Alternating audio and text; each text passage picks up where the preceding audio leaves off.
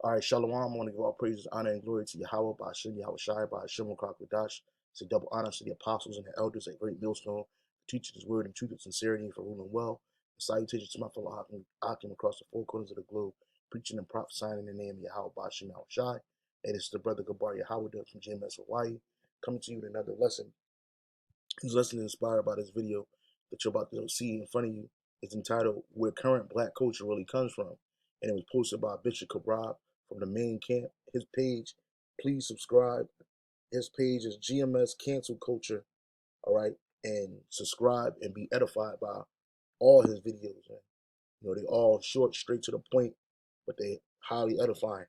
And so I was watching his page, a couple days ago, and this video was posted to his page, and it basically, when you watch it, we're going to go through it and bring out some scriptures, but when you watch it, you're going to notice that in the beginning it's blurred for a reason. The reason why it looks blurred right here, because it gives a description of a people, and today in 2022, that description, it fits the so-called Negro, Latino, and Native American, but chiefly the so-called Negro here in America, when in reality, these behaviors, they come from a base man. You know, they come from Esau, Edom. All right. His ways are truly the basis of ways, man. Real quick, this is Sirach. I didn't have this posted, but this is the book of Sirach, chapter 10, verse 1. It says, a wise judge will instruct his people, and the government of a prudent man is well ordered, right? And this place is not well ordered. It's not well ordered in righteousness. A prudent man, his government will be in righteousness, man. Okay, so that shows you that one, that Esau is not a wise judge. It says, verse 2, as the judge of the people is himself, so are his officers. And what manner of the ruler of the cities is, such are all they that dwell therein. Right. And when you look at the so-called white man today, you know, he tries to perpetrate this clean, this refined look, and it's all of them. But in reality, they're the basis of people. And so-called black culture, that comes from what you call black culture today. A lot of it, the major parts of it, descend from the so-called white man. So I'll play this real quick. These people are creating a terrible problem in our cities. They can't or won't hold a job. They flout the law constantly and neglect their children. They drink too much, and their moral standards would shame an alley cat. For some reason or other, they absolutely refuse to accommodate themselves to any kind of decent, civilized life. This was said in 1956 in Indianapolis, not about blacks or other minorities, but about poor whites from the South. Nor was Indianapolis unique in this respect. A 1951 survey in Detroit found that white Southerners living there were considered undesirable by 21% of those surveyed, compared to 13% who ranked blacks the same way. In the late 1940s, a Chicago employer said frankly, I told the guard at the plant gate to tell the hillbillies that there were no openings. Yeah, so, these devils, through their so-called whiteness, they've been able to, basically gel themselves into the rest of society and try to act like they're the upstandings. And you still see signs of that. You see the redneck, you see the Joe Six-Pack. Here Esau uses them as a tool to get them riled up to go against the so-called Negroes, Latinos, and Native Americans in America. These are the ones that you see walking down the street talking about America, this is our country, And then you have the mid-level Edomite, which is, some of these rich or more wealthier Edomites. And then above that, you have the super elite Edomites, the Rothschilds, the Rockefellers. And those people, they don't deal with each other. They don't intermingle, but they're still the same people. Okay? And a lot of our people, they're behaving in a base manner that the Edomites, that the lowest Edomite get into. And even Jake that's in these industries, man, they have to perpetrate a fraud to Esau. They have to trim their ways for Esau in order for him to respect them. And trimming your ways, meaning you basically got to do what Esau wants you to do. Let me see if I can find that. This is Jeremiah. I know it's in the same chapter.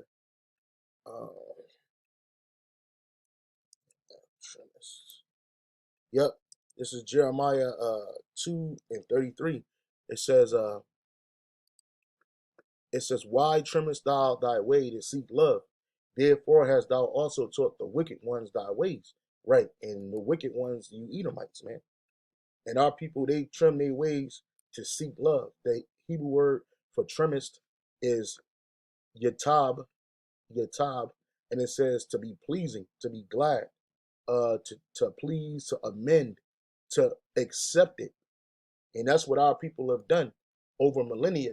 When this devil got in power and he put his rulership down the earth, our people would try to appease this man so that they could be accepted by Esau.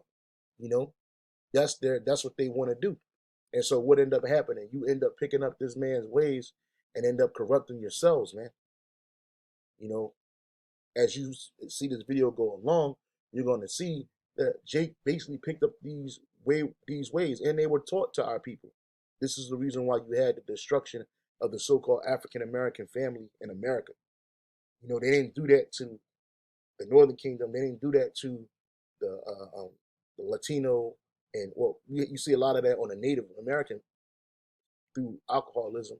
Shit, both of their parents are out the house. You have the generations, like the grandparents raising the children basically on reservations, man. And these are ways that our people have brought, they took into from Esau, man. Esau is a real lazy one. Esau is a real degenerate. And our people have picked these ways up.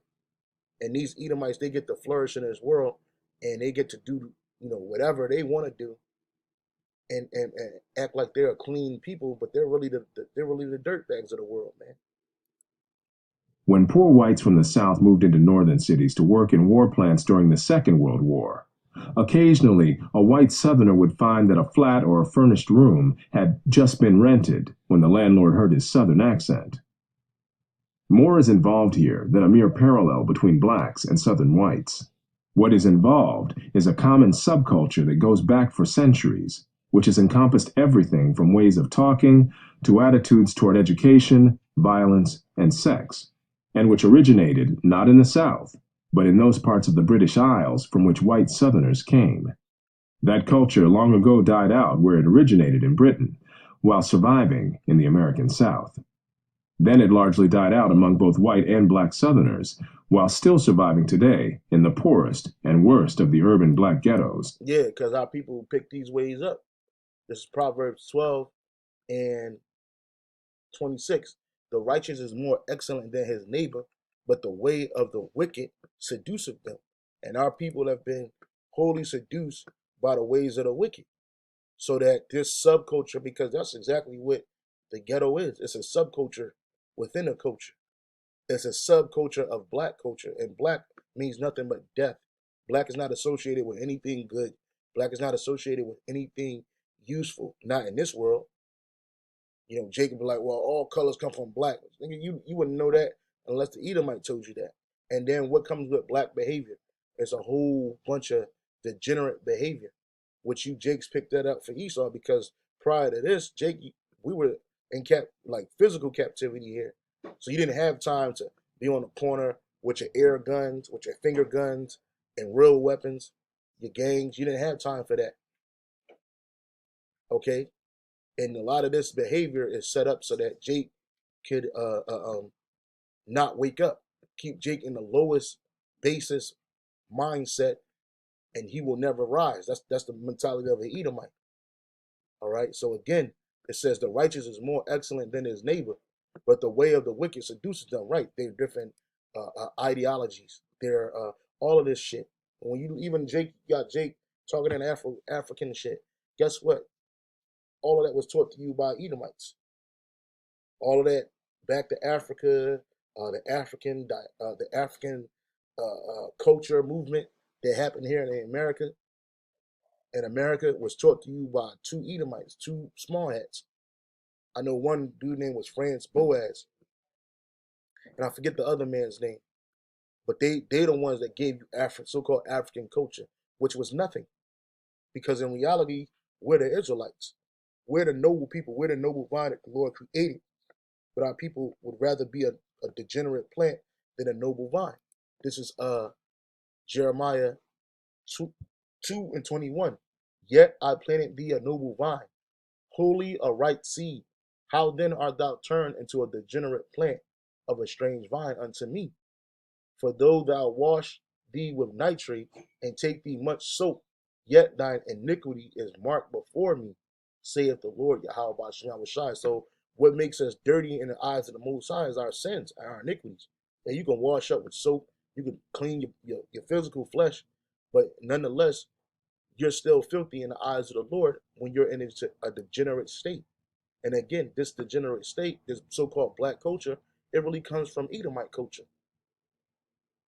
This black culture comes from an Edomite mindset, you know. It is not uncommon for a culture to survive longer where it is transplanted and to retain characteristics lost in its place of origin. The French spoken in Quebec and Yeah, like our people had hints of their Israelite past when they came to America. Our people had Israelite language. Shit, one of the first black churches to be created, I think it's in South Carolina, somewhere in the South. It on the benches it has Assyrian Hebrew writing, man, that the slaves wrote on the side of the benches inside the church. All right, the Native American tribes here in the North America, they had signs and hints of their Israelite past in their writings, in their language. Shit, even when they were calling on the name of the Most High, Yahweh Shem Shai, they were calling on the name of the Lord. What were they doing? They were using their Hebrew tongue, you know. But over time, our people accepted the way of the wicked, and through oppression, through forced migration, through servitude, through acceptance of the ways of Esau, our people got further and further away from our power, and that was done on purpose by the Edomite. Spanish spoken in Mexico contain words and phrases that have long since become archaic in France and Spain. Regional German dialects persisted among Germans living in the United States after those dialects had begun to die out in Germany itself. A scholar specializing in the history of the South has likewise noted among white Southerners archaic word forms, while another scholar has pointed out the continued use in that region of terms that were familiar at the time of the first Queen Elizabeth. Which Queen Elizabeth was a black woman. She was not a so-called white woman. All right. The card game whist is today played almost exclusively by blacks, especially whites. Evolution of this game is indicative of a much broader pattern of cultural evolution in much more weighty things.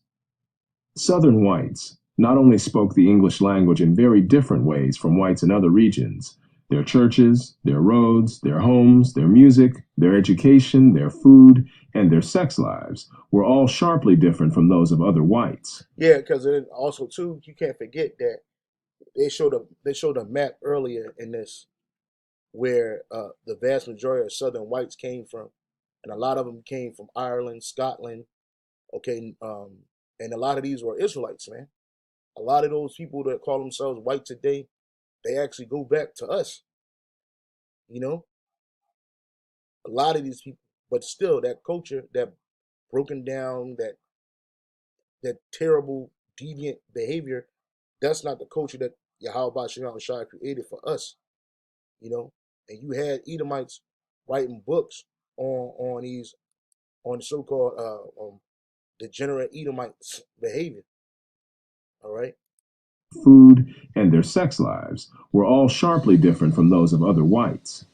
The history of this redneck or cracker culture is more than a curiosity. It has contemporary significance because of its influence on the economic and social evolution of vast numbers of people, millions of blacks and whites, and its continuing influence on the lives and deaths of a residual population in America's black ghettos, which has still not completely escaped from that culture. From Yeah, so it shows you that hood, that ghetto mentality, that degenerate behavior is Edomite's behavior. You know. So going back again to Jeremiah 2:21, it says, "Yet I planted thee a noble vine, wholly a right seed. How then art thou turned into a degenerate plant? For a degenerate plant of a strange vine unto me." Because when our people are in this thug mentality, when our people are in this American mentality, African mentality, black mentality, That's a degenerate plant because the Lord didn't create us to be this way. This was taught to our people.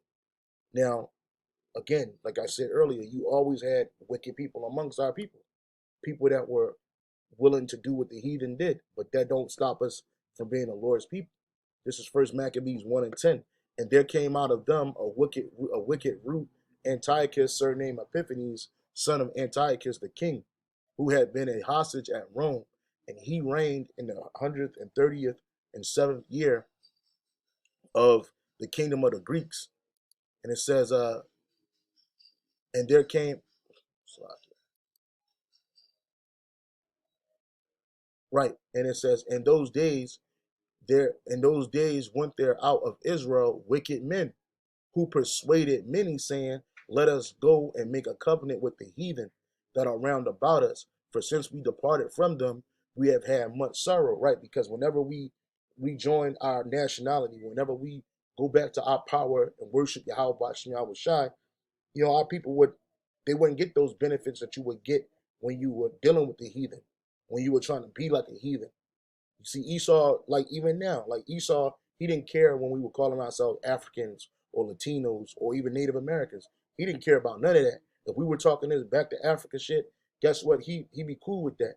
But then as soon as we return back to Yahweh Bashim Shai and start worshiping him the way that he's supposed to be worshipped through following his commandments and statutes that he gave us, calling on his true name, Yahweh Bashim Shai, now we get much sorrow. You got people like Vocab Malone coming up against us. Okay, see that you get those benefits from being a heathen or acting like a heathen, and that's what these wicked men amongst our people they will persuade these so-called leaders, these fake leaders like Al Sharpton, Jesse Jackass, Jesse Jackson. Okay, Martin Luther King, Michael King, and Jesse Smith, because that's their real names. They'll persuade our people to make a covenant with the heathen, man. And you got people like that in the music industry, the athletic industry, the movie industry. These are your leaders. These people, these worst people of our people, the worst of the worst of our people, are the leaders of our people. I saw a Jake. He was talking about Al Sharpton. He called him an ambulance chaser, because he basically said that this guy is a dirtbag. He's a piece of crap. He basically uses Jake, he didn't say Jake, but like so-called black causes or black grief to gain a high seat in society. And you see him now; he's all over TV. Whenever a big issue with a so-called Negro happens in America, who's the first person you see up there? His ass, walking and shit, not giving a fuck, but using these situations to manipulate his pockets. To what? To follow the heathen. And that's what you have amongst our people. That's what you got in the hood. And really, it's just a bunch of wayward children. Children left up to their own devices, which ultimately they're going to be destroyed in that. At least they repent. Because the Lord didn't create this for us. Black culture is not Israelite culture. Latin culture is not Israelite culture. Native American culture is not Israelite culture. Indian culture. Come on, bro. Those are words given to us, names given us. Black, Hispanic, Puerto Rican. These are names given to us by our oppressors, man. Jeremiah 5:26. For among my people are found wicked men. They lay wait as he that setteth snares. They set a trap. They catch men. As a cage is full of birds, so are their houses full of deceit. Therefore they are become great and waxing rich. And that's the wicked men of our people. They put these people on a high pedestal like Jay-Z. This nigga was a known drug dealer, a murderer, a liar, a thief, you know. But he gets to change his life, and now he's a touted and lauded businessman, you know. But how did he get his business? He had to do a lot of dirt. That nigga ain't righteous. It says, they are waxing fat, they shine. Yeah, they overpass the deeds of the wicked. They judge not the cause of the fatherless, yet they prosper, and the right of the needy Do they not judge? Right. So when something really happens with the poor of our people, you don't see the rich of our people swooping in trying to really make a difference. And I don't care if they say Jay-Z bailed out a couple people out of prison or out of jail or whatever. Nah, man, our people got face more problems than that. And it's not just on Jay-Z. You got Michael Jordan. I'm speaking of the so-called billionaires of our people. Robert Smith, Oprah Winfrey, uh, Bill Cosby, people like that, Rihanna, Kanye West. These people that you would think that they would judge the cause of the fatherless, but yet they don't. They ignore it and they prosper. You see, because Esau don't want a community, a so-called community of self-sufficient Israelites, man.